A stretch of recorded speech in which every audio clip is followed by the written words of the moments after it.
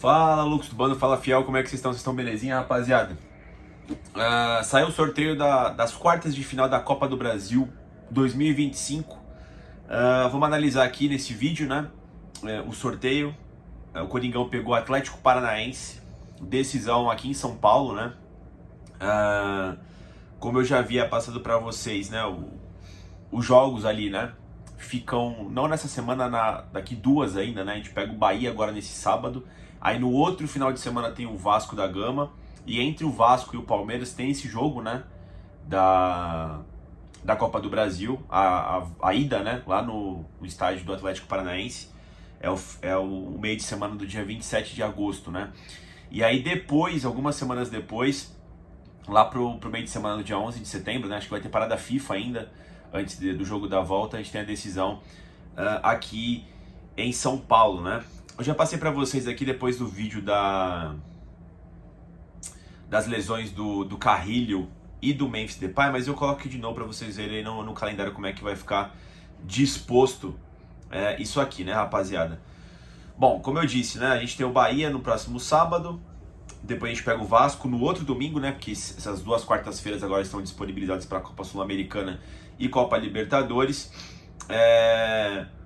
Aí vai ter o jogo, né, contra o Atlético Paranaense no meio de semana, aí tem o Palmeiras, aí vai ter a parada FIFA, né, porque ó, dia 31 de agosto, né, o jogo contra os Porco, e aí aqui tá falando que o próximo jogo é só dia 11, né, na Copa do Brasil, né, então você já vai ter 10 dias, geralmente esses 10 dias aí de parada FIFA, né, acho que não vai ser Libertadores agora não, porque não faz sentido, ia consumir até fim de semana, né. Bom, pessoal, falando do Corinthians, tá?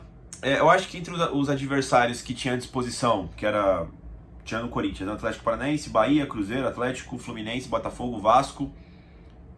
E quem que era o outro? Já foi 8 já, né?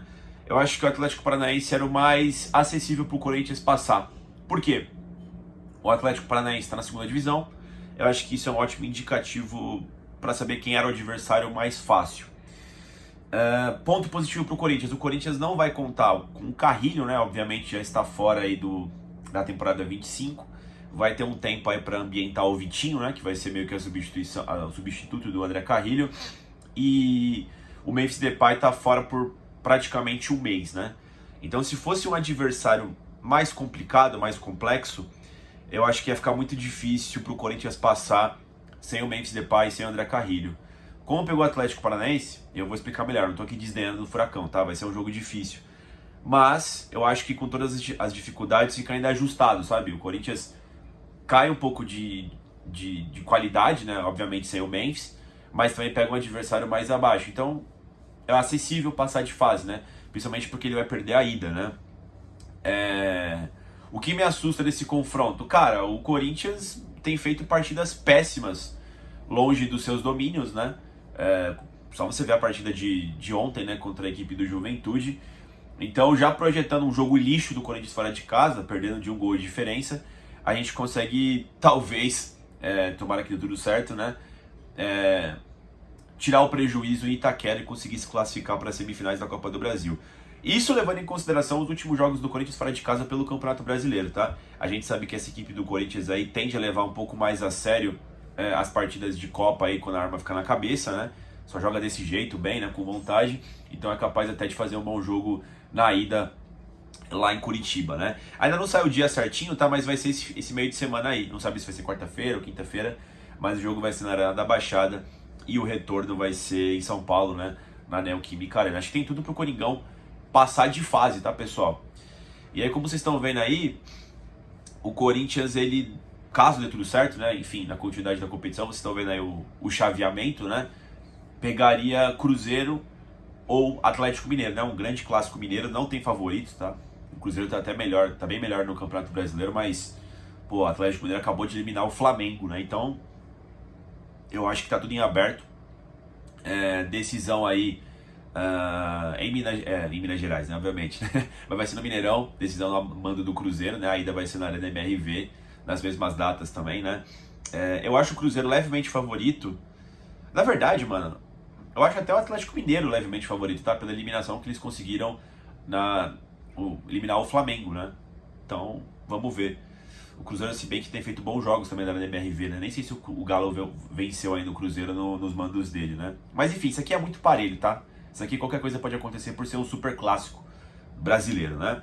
Do outro lado, tem Botafogo e Vasco, decisão no Engenhão. Eu acho que mesmo que a decisão fosse no São Januário, o Botafogo é favorito, tá? Contra o Vasco da Gama. O Vasco dizem que tá melhorando e tudo mais, mas eu não vejo essa evolução. Acho a equipe do Vasco da Gama muito fraca, tá? Então acho que o Botafogo é amplamente favorito contra o Vasco da Gama, até por decidir em casa, né, o Botafogo.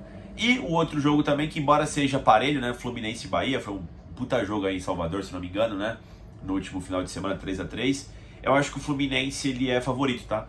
Não só pela decisão ser no Rio de Janeiro, mas eu acho que o Bahia não virou essa chavinha ainda, sabe? O Bahia tá com muitos investimentos, é capaz de ser um time da melhor pro ano que vem, tá ligado, mano?